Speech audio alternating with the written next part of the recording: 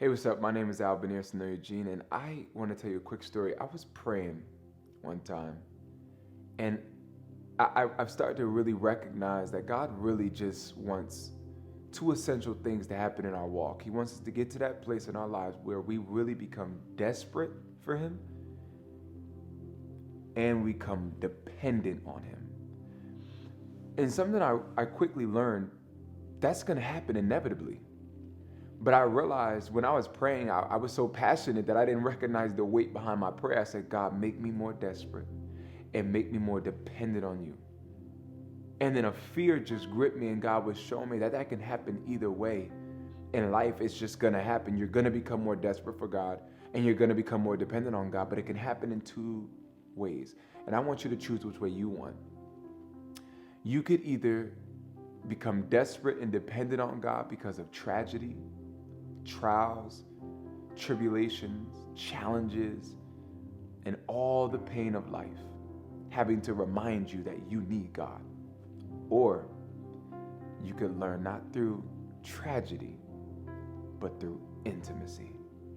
That just every day that God sets a table before you in the presence of your enemies, in the presence of your troubles, in the presence of all the things that come at life when the sun is shining and when it's nighttime. Either way, God is faithful to give you a word every single day if you just simply seek His face.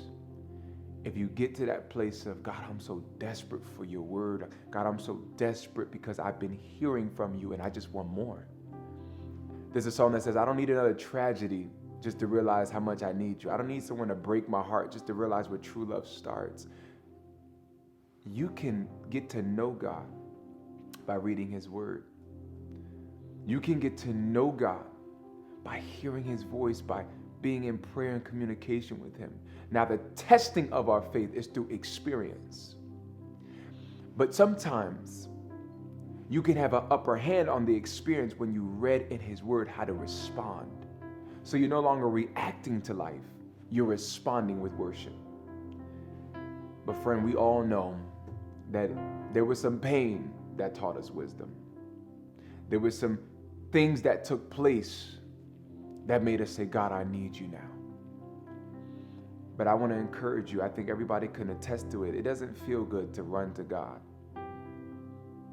with the only motive of, God, I need you now. And then end up like Pharaoh when the Bible says that when he sensed relief, he went right back to his old ways.